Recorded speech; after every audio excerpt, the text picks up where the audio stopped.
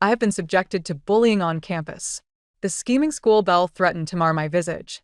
The sinister senior vowed to set me ablaze. The shameless school tyrant declared his intention to savor my essence. They remain oblivious to the fact that I possess the unique ability of a word spirit. Their utterances shall rebound upon themselves. Subsequently, the school belle's face was disfigured by shattered glass, leading her to a despairing end. The senior met his demise in the flames, leaving his body a mere husk. The school tyrant caught the attention of a gang leader, resulting in a harrowing fate, leaving him battered and broken. The day after my transfer, I became the target of relentless bullying. They splattered red paint on my desk and placed a dead mouse inside it. Who did this? I inquired, but no one responded. Even without their words, I knew who was responsible: the flower-like beauty in the front row, Ling Qiqi, and the intimidating bully in the back, Yuan Xiao. Their motives for tormenting me were quite straightforward. On my very first day at this new school, I had aided a girl named Tong Huan. She had been locked in the restroom, doused with dirty water, and was drenched from head to toe. Out of kindness, I lent her my school uniform jacket. Yuan Xiao warned me to mind my own business, but I disregarded his warning. Consequently, the focus of their bullying shifted from Tong Huan to me. Yuan Xiao's family was affluent, having donated a building to the school, while Ling Qiqi's mother worked at the Education Bureau. The school turned a blind eye to their acts of aggression. Tong Huan urged me to transfer, to escape this den of inequity. Coming from a less privileged background, she couldn't afford to leave. But I had the option to go. I refused. I instructed her to remain a passive observer, not to concern herself with my suffering. Yet, her inherent kindness prevented her from doing so. This predicament became troublesome. However, solutions often outnumber challenges. I pushed her down the stairs, resulting in a broken leg that forced her to take a leave of absence to recuperate at home. Confused, she asked why I had done such a thing. I whispered in her ear, "When you return, you can attend school properly. This is your wish, and wishes must be fulfilled. Tong Huan, I am your summoned one." After Tong Huan's leave, I became the new plaything for the bullying crew. They subjected me to a series of humiliations, replicating the torment they had inflicted upon Tong Huan, starting with the red paint. After leaving the classroom, I was knocked unconscious and confined in the abandoned teaching building at the back of the school. Typically, no one ventured there, and they intended to teach me a lesson. My lack of tears in response to the paint disappointed them. Unfortunately, there would be more disappointments in store.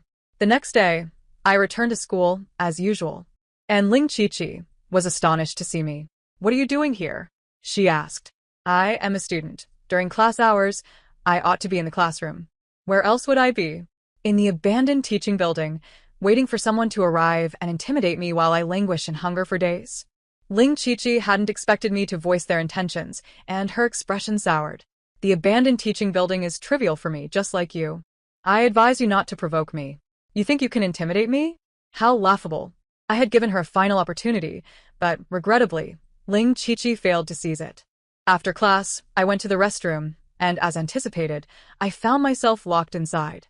A bucket of dirty water cascaded down upon me, drenching me completely. Ha ha ha. The laughter of the girls outside was particularly grating. "Gu Sui, how dare you offend Qiqi without considering your own worth?" These girls were Ling Qiqi's loyal supporters, mere sycophants. "Gu Sui, I am quite accommodating. If you beg for mercy, I shall let you go." Ling Qiqi's smug voice echoed from outside. "What do you intend to do if you don't let me go? You offended us for Tong Huan, didn't she tell you what she endured?" "Of course not. She's just a coward and wouldn't dare." Ling Qiqi mocked Tong Huan, brazenly threatening me further. I was aware of Tong Huan's plight. Ling Qiqi not only beat and berated her but also poured scalding water from a kettle onto her. Tong Huan bore numerous wounds. She didn't speak, which is fortunate for you as a newcomer. It means new methods can be employed. I haven't tried carving a face yet. Scratches on the body are hardly noticeable. It's far more interesting to ruin a face. Ling Qiqi spoke without restraint. I was waiting for her to utter those words. She was oblivious to the fact that I possessed the ability of word magic. Everything she said would rebound upon her. Truly, one reaps what one sows. "Go. Bring our new classmate out," Ling Qiqi commanded, and her followers opened the stall door, dragging me out. This face isn't too bad. I wonder what it feels like to have it cut. No sooner had she finished speaking than her followers pinned my hands, rendering me immobile. One of them brandished a small knife and asked her, "Chi-Chi, how do you want to cut her?" Ling Chi-Chi pretended to ponder for a moment before declaring, "Let us start by carving the character for bitch. It suits her perfectly." Upon hearing this, her follower approached me with the knife. I struggled fiercely. Two of them could barely restrain me, so the others rushed in to hold me down. Meanwhile, Ling Chi-Chi stood at the doorway, looking down upon me. I glared at her from the ground. Her expression was one of disdain. Look at that defiant glare. Not convinced? What does it matter? You're still at my mercy. Just as the knife drew near my face, I suddenly smiled. Ling Chi-Chi, I offered you a chance. Bang! A deafening noise echoed, and everyone turned to look. The glass beside Ling Chi-Chi shattered abruptly, sending shards flying into her face, leaving it bloodied and mangled. Ah! The intense pain overwhelmed Ling Chi-Chi, causing her to cry out. Her followers, stunned, gaped at her in shock, paralyzed with fear. Their grip on me weakened, and I seized the opportunity to break free. "Call an ambulance. Help." Ling Chi-Chi collapsed to the ground, crying for assistance. Only then did her followers snap out of their stupor, frantically retrieving their phones to call for help. I approached Ling Chi-Chi, declaring, "This is just the beginning. It was you. You did this." She screamed, pointing at me in agony. She lacked any evidence to substantiate her claim against me. It was all a mere accident. The glass had exploded due to poor quality, unrelated to anyone else. Even if Ling Chi-Chi reported me, the police investigation would yield the same outcome. It was merely her misfortune to be standing next to shoddy glass when it shattered. Fortunately, glass explosions typically cause widespread harm, but that particular piece, by sheer coincidence, injured only Ling Chi-Chi while sparing everyone else present. Her wounds were numerous and deep, destined to mar her beauty forever. She was convinced I was responsible, for just before the glass exploded, I had been smiling at her. Unable to accept the reality of an accident, she cried out for her parents to investigate. Unfortunately for her, they were preoccupied with their own troubles. The glass in question was produced by her father's company. Following the incident, investigations revealed that the school's glass was substandard, posing a risk of explosion. Such inferior glass should never have been used in a school setting. However, the principal had accepted bribes, facilitated by Ling Chi-Chi's mother from the Education Bureau. They disregarded student safety in favor of using defective glass. Once the investigation results were made public, outrage ensued. The principal and Ling Chi-Chi's mother were dismissed and faced investigation. Unable to evade imprisonment, Ling Chi-Chi's father's company was boycotted by the public, teetering on the brink of bankruptcy. Although Ling Chi-Chi was a victim, her parents were the architects of this calamity. Hence, no one could compensate her. With her family facing financial ruin, they could no longer afford her medical expenses. Her face was disfigured, and without funds for reconstructive surgery, she became the subject of scorn, blamed for her parents' misdeeds, a fitting retribution, they claimed. Ling Chi-Chi transformed from the beloved school beauty into a pariah, loathed by all. She was too fragile to confront this new reality, unable to bear the burden. She leapt from the hospital rooftop, splattering to the ground in a gruesome demise. Truly, she could not withstand the trials of life. Tong Huan was covered in scars. Having endured ridicule and bullying for 2 years at school without ever contemplating suicide, it was unclear what exactly Ling Chi-Chi found contemptible about Tong Huan. Tong Huan possessed all the admirable qualities one could hope for, qualities that Ling Chi-Chi lacked entirely. After Ling Chi-Chi's demise, the students at school began to shun me. They did not attribute her fate to divine retribution, but rather suspected me of wrongdoing. How absurd! They tacitly endorsed the behavior of the aggressors. After the perpetrator faced consequences, they instead blamed the victim and recoiled in fear from her.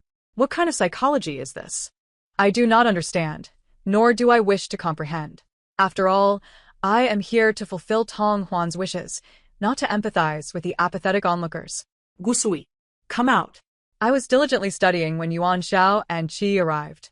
Qi Yi, the son of the wealthiest man in the city, consistently ranked first in school. A promising candidate for prestigious universities and a model student in the eyes of teachers. Yet, this very individual led a bullying gang. He took pleasure in solving problems, particularly those involving others. With a sharp pencil, he inscribed questions upon Tong Huan's body, leaving behind a canvas of scars etched in pain. They brazenly dragged me away, while the others turned a blind eye. I was taken to the abandoned teaching building behind the school, where Yuan Shao wore a grim expression, akin to an enraged lion. Yes, he had an affection for Ling Chi-Chi. Did you have anything to do with Chi-Chi's incident? He thundered. I shook my head. Everyone present that day witnessed what occurred. It was an accident. Yuan Shao seized my collar with a fierce grip, growling. I refused to believe in mere accidents. Chi-Chi threatened to ruin your face, and in the end, she was disfigured. What a coincidence that is. It indicates that I have celestial protection. Those who wish to harm me must tread carefully. Nonsense. Yuan Shao hurled me to the ground, his anger intensifying. His strength was formidable. As I crashed to the floor, pain radiated through my body, my arms scraped and bleeding. I wanted to let you off the hook for Chi-Chi's death. I had given Yuan Shao a chance, but like Ling Chi-Chi, he failed to appreciate it. What should we do, boss? Yuan Shao glanced at Chi, whose gaze held a twisted amusement. Chi-Chi is dead. Whether or not you are implicated, your life must be offered as compensation. How do I repay? I sat on the ground, observing them with an indifferent expression. This building has been abandoned for so long. In such disrepair, an accidental fire leading to death would not be surprising, would it? To burn me alive, disguised as an accident. No one would suspect their involvement. Chi was indeed clever. Yes, burn her. Chi met such a tragic end. She deserves to die in agony. Stop chattering, get to it. Qui est commanded? And Yuan Shao retrieved a rope from his bag, stepping forward to bind me. Make it clean. Chi had deduced a connection between Ling Chi-Chi's death and me. Suspecting something unusual about me, he feared I might pose a threat to him. Thus, under the guise of avenging Ling Chi-Chi, he instructed Yuan Shao to set me ablaze. As Yuan Shao bound me, Chi departed. The subsequent act of arson would be solely Yuan Zhao's doing. Even if exposed, it would implicate him alone, while Chi would remain unscathed. Yet, he overlooked the fact that Yuan Shao was a lecherous man. As Yuan Shao bound my wrists, his hands grazed against my chest. He grew increasingly brazen as he tied the knots. Who would have thought? You may not be stunning, but you possess a commendable figure. I maintained a stoic silence. Sensing my demeanor, he became intrigued.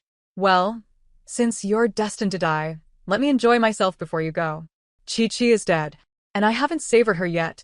You, having caused her demise, must pay the price. As Yuan Shao spoke, he reached to unfasten my clothing. Suddenly, I burst into laughter, catching him off guard. What are you laughing at? Yuan Shao, your friends have arrived. He turned to see a group of thugs standing behind him. Biaye. What brings you here? Yuan Shao was familiar with the outsiders, and Biao Ge was the leader of the gang. The thugs seized Yuan Shao, who was bewildered by the sudden turn of events. Yuan Shao, I hear you've been pursuing the belle of Huanan No. 1 High School? Realizing the gravity of the situation, Yuan Shao suspected he had crossed Biao Ge by flirting with his woman. I had no idea she was yours. She claimed she was single. Had I known she belonged to you, I would never have approached her. Biao Ge delivered a swift kick to Yuan Zhao's abdomen. She's my little sister. Grabbing Yuan Shao by the hair, he glared with venomous intent. My sister has been harassed by you, causing her grades to plummet. Who do you think you are to touch her? I was blind. I won't pursue her anymore. Yuan Shao began to plead, recognizing Biao Ge's influence. Biao Ge's family was wealthier than Yuan Zhao's, a quintessential bully born into privilege. My sister is terrified of men because of you. Your promise to stay away means nothing. Biao Ge, you're magnanimous. Spare me. I'll apologize to my sister, and she can have anything she desires. Observing Yuan Xiao's musculaire physique, Biao Ge smirked enigmatically. If you want me to let you off the hook, your muscles might come in handy. Yuan Shao, being a straightforward man, failed to grasp Biao Ge's insinuation. Without further ado, Biao Ge signaled to his subordinates. They bound Yuan Zhao's hands and feet, fawning, "Boss, please enjoy." Yuan Shao sensed the shift and trembled. What do you intend to do? As the thugs began to leave, Biao Ge noticed I was still there and commanded, "Take her too." The thugs quickly untied me and released me. Before departing, I heard Yuan Zhao's anguished cries echoing from the abandoned classroom, a smirk creeping onto my lips. Having bullied Tong Huan repeatedly, Yuan Shao was now experiencing the bitterness of being forced himself. A few days later, rumors spread throughout the school regarding Yuan Zhao's disgrace, and the way his classmates regarded him changed dramatically. Upon returning to class after recovering, Yuan Shao noticed everyone snickering at him. Unable to tolerate such mocking gazes, he inquired of a few classmates about their behavior. Fearing his wrath, they divulged the details. Yuan Shao felt as if the sky had fallen. His reputation lay in ruins. His first instinct was to blame me, and without hesitation, he sought me out. Gusui. Get out here. Yuan Shao stormed in fury. I met him with a smile, my gaze drifting to his posterior. Oh, Yuan classmate, it's been a while. Did you spread that rumor? Which rumor? I feigned innocence, looking at him with wide-eyed curiosity. Stop pretending. You did it, didn't you? No one else knows. Yuan Zhao's face reddened with rage. Gu Sui, do not slander the innocent. Besides me, there were many others present that day, many men. My ambiguous words sparked murmurs among the surrounding students. Many men? So Yuan Shao was not just with one person? There must be others involved. No wonder he seems different today. He has lost that domineering air. The malicious glances from my classmates ignited Yuan Zhao's fury. Shut up.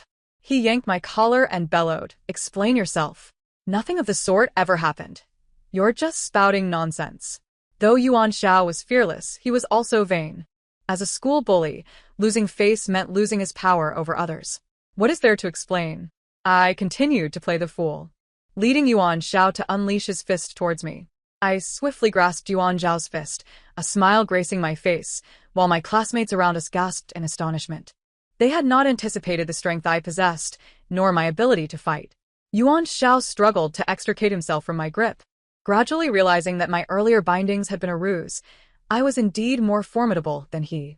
Fear began to glint in his eyes. I released him, still smiling, and said, "Rest assured, I harbor no intentions of violence. I am, after all, a model student." Leaning closer, I whispered in his ear, "If you desire my assistance in clearing your name, you must first absolve Tong Huan of her slander." Yuan Shao had coerced Tong Huan, and worse yet, he had publicly humiliated her before male classmates, branding her a promiscuous woman.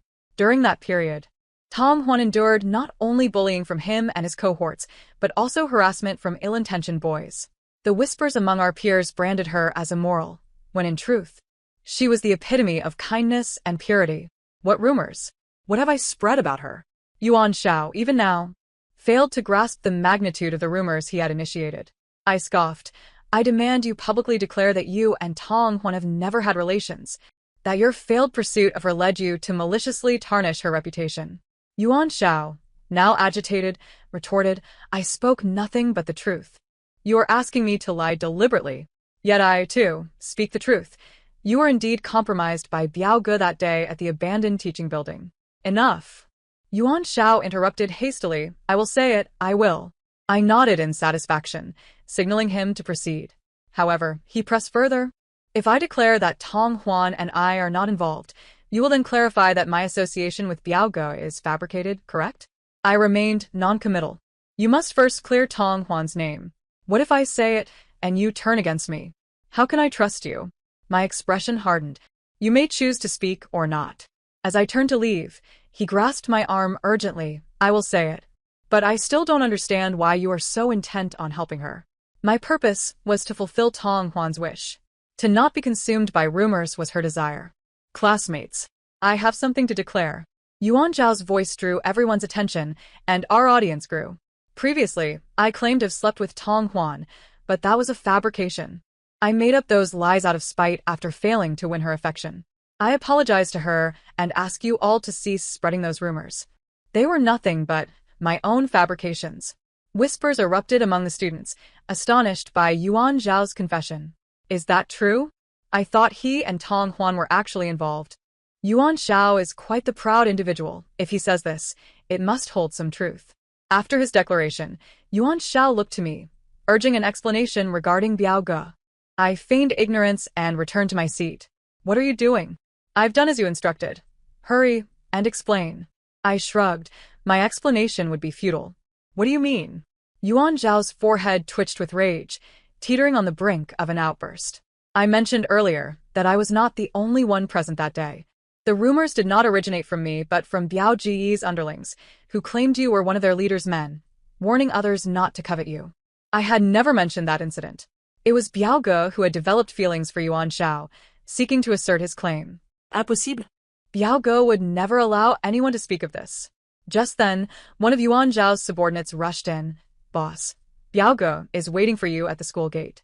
He stammered, unable to meet Yuan Zhao's gaze. Biao Ge said he came to fetch his wife, and if you refuse to meet him, he will come to your home. Yuan Zhao erupted. Is he out of his mind? Now the entire school was aware of Yuan Zhao's connection to Biao Ge. He disregarded me and dashed outside to confront Biao Ge, knowing that if he did not, Biao Ge would indeed come to his house. Consequently, Yuan Zhao was forced into the role of Biao Ji's lover, a fact that spread throughout both the school and the outside world. Yuan Zhao not only endured Biao Ji's physical torment, but also the peculiar stares of his classmates. Over time, he could no longer bear the mental strain and succumbed to madness. Yuan Zhao lost his sanity, becoming a shell of his former self. His family withdrew him from school and committed him to a psychiatric hospital. Word had it that his parents had completely given up on him, already considering having another child. How fragile indeed. Tom Huan had endured a similar plight back then, yet she had persevered. With Yuan Zhao dealt with, only Qi remained. Since the incident at the abandoned building, Qi had not shown his face. I knew he was afraid of me. Yuan Zhao's attempts to harm me had failed, resulting in his utter disgrace. Qi suspected I was the cause of their misfortunes and dared not confront me directly. He had gone into hiding, and I needed to find a way to track him down. Tom Huan's injury was healing quickly. I aimed to resolve the matter with Qi before her return to school. This was Tom Huan's wish. She desired a school free of bullying, where she could complete her studies peacefully and pursue higher education. I had promised the spirits I would fulfill her wish. A promise made must be kept. Qi believed he could evade my grasp by hiding. Alas, he underestimated my resolve. As long as he remained on this land, I would locate him. Moreover, escape was futile. He had already fallen prey to the power of the spoken word. The repercussions of his actions would inevitably rebound upon him. True to my expectations, it wasn't long before Qi sought me out. He arrived with several bodyguards and abducted me during my time at school. In the abandoned factory, I found myself tightly bound. His eyes glowed with fury, and his voice trembled with rage. What have you done to me? I regarded him in silence. The normally composed Qi had transformed into a tempestuous figure, volatile and enraged. Why is it that wherever I go, there are fires? Why can I not escape? Qi clutched his collar, revealing burned scars upon his skin. I tilted my head, such minor injuries, hardly sufficient. Who are you? What is happening? Qi grasped my shoulders, roaring in desperation. I remained mute, simply observing him. Regardless of who you are, if you die, everything will cease. One of the bodyguards moved closer, knife in hand, approaching me menacingly. Are you certain? I looked at him, a smile dancing on my lips, my gaze icy. Have you not realized that the source of your calamities lies in your intent to harm me? Qi raised his hand, halting the bodyguards. Do you truly expect me to believe you? How can I know this isn't merely a ploy to buy time and avoid death? I maintained my composure.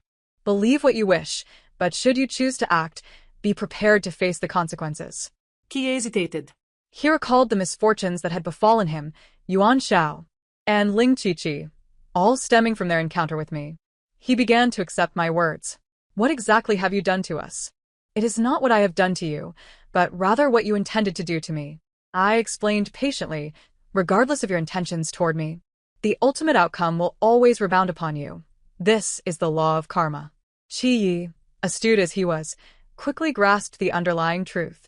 Ling Qiqi spoke of disfiguring your face, thus she met with her own ruin. Yuan Zhao, a lecherous fiend, sought to bully you after I departed. Hence he fell victim to Biao Ge. I threatened to burn you alive, and now I am beset by flames. I chuckled lightly. You truly are the clever leader of the trio. What exactly are you? Why are you so malevolent? I am but a human, just like you. I refuse to believe it. How could a human possess such darkness? Indeed, I was no ordinary individual. Since the moment of my birth, I have been attuned to the whispers of flora and fauna. I have conversed with them, heeding their desires. In assisting them in fulfilling their wishes, they bestowed upon me the power of word spirits. This power serves as my shield, protecting me from those who would wish me harm, as they shall face the consequences of their actions. I am destined not to perish by accident, but rather to succumb to the natural order of aging. It can be said that my current form is impervious to toxins and resilient against harm.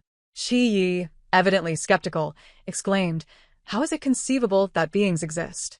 How could plants and trees possibly communicate? Utter nonsense." Why not? I retorted. It was the beings that brought me here upon hearing Tong Huan's wish.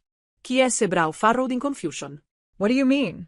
Are you familiar with the concept of cause and effect? Everything you endure is a manifestation of karmic retribution. Tong Huan, having suffered bullying, could only retreat to the small grove at school to weep. Gradually, the trees began to empathize with her plight. Day after day, she made wishes in that grove, yearning to escape her torment and lead a life akin to that of a normal person. The tree spirits, having heard her desires, sought me out. My transfer to this school was solely to fulfill Tong Huan's wish. To satisfy her wish, you would willingly harm us three? We were merely jesting with her. She did not even perish. Why should we suffer a fate far worse than hers?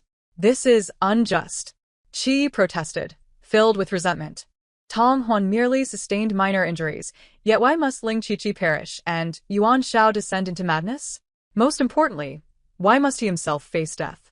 I cast a stern gaze upon him, my demeanor icy. Are you certain you have never caused a life to be lost? Qi was taken aback, his eyes widening with a hint of panic. Of course not. My expression remained frigid. Even now, he clung to his lies. Qin Shen, do you remember him? At the mention of this name, Qi's pupils dilated, disbelief washing over his features. How could you possibly know? I have already stated that I can hear the voices of all beings in this world. The flora and fauna are omnipresent. They were witnesses when you caused Qin Shen's demise.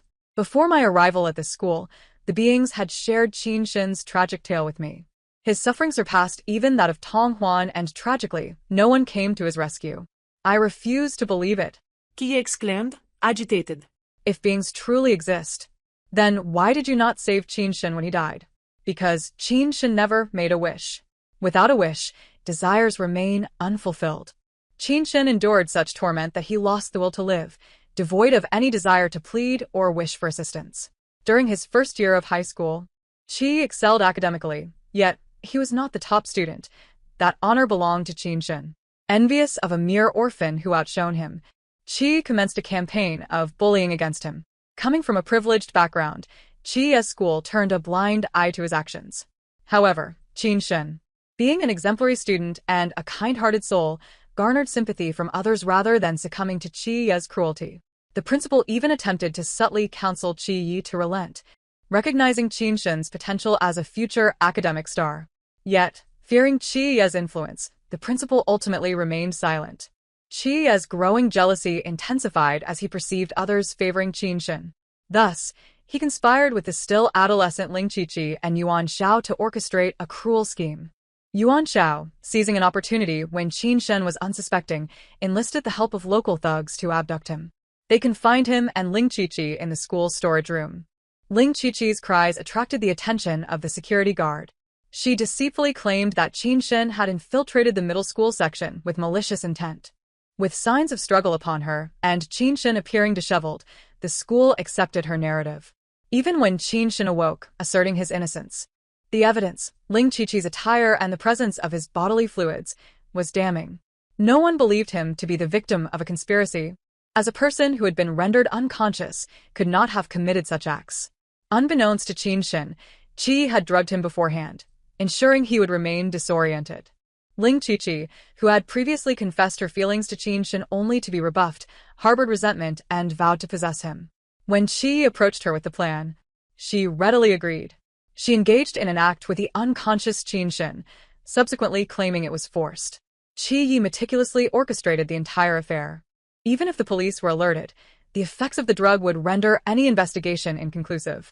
Ling Qiqi's parents, concerned for their daughter's reputation, opted not to report the incident, instead demanding the school take action against Qin Shen. As a result, Qin Shen was expelled, his reputation shattered, and those who once sympathized with him turned against him with cruel words.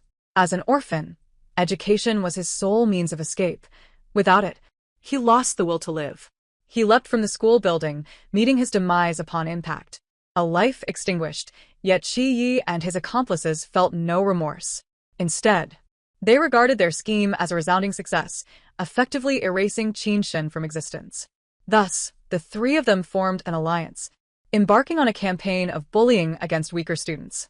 A life lost, yet you dismiss it as inconsequential. Qi Yi, you are more terrifying than a demon. Ha ha ha.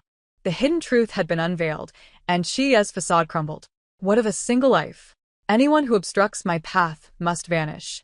Qin Shen was one. And so are you. Qi had succumbed to madness. By your reasoning, my word's spirit power will backfire, and I shall inevitably perish in flames, correct? I nodded. Qi Yi's laugh was cruel and savage. If I am fated to die, then I shall take a scapegoat with me. If I perish, you shall not escape unscathed. Let us descend into hell together. He gestured to the bodyguards behind him, urging them to advance. However, having overheard our exchange, they recognized my formidable nature and hesitated. They were willing to kill for money, yet not to risk their own lives. You have yet to act against me. Leave now, and the word spirit power shall not affect you. I surveyed the bodyguards. But should you choose to attack, you will meet the same fate as Qi Yi, falling victim to the backlash. Fear gripped them. Better to err on the side of caution. Thus, they discarded their weapons and fled. Come back. Qui est Belaude? I command you to return. I scoffed. They value their lives too much. No amount of shouting will bring them back. Qi Yi, infuriated, snatched a knife from the ground. Do you think their departure means no one will kill you? I remain. He advanced towards me, knife in hand, as I remained bound to the chair, unable to move. His eyes glinted with malice, yet I maintained my composure. He raised the knife, aiming for my heart. In that instant, a shimmering barrier appeared before me. Altin qui est ce blade? He was taken aback. I smirked. I have stated that the power of word spirits protects me, apart from dying a natural death. I shall not succumb to any other means. This power is not limited to mere retaliation. It shields me from all external harm. I refuse to believe it. I will kill you. I must kill you. Qi Yi was unhinged, repeatedly stabbing at the protective barrier. Yet, no matter how many times he struck, it remained unscathed. Finally, reality dawned upon him. He relinquished the knife and collapsed to the floor. Why? Why do you exist as this abomination? Because I am a divine instrument, sent to punish the wicked. Qi sat helplessly on the ground, as the oil barrel on the shelf behind him suddenly toppled over, drenching him in kerosene. He hurriedly rose, attempting to wipe the oil from his body.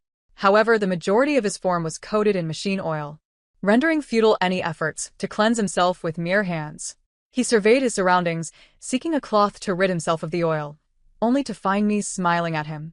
In that moment, a realization dawned upon him, his eyes filled with terror. I will be burned alive. I nodded with a smile. In the next instant, a cigarette butt, discarded moments ago by the black-clad bodyguards, was caught by the wind and blown onto Qi. The cigarette butt remained lit, with embers still glowing. Upon contact with the kerosene, Qi ignited in an instant.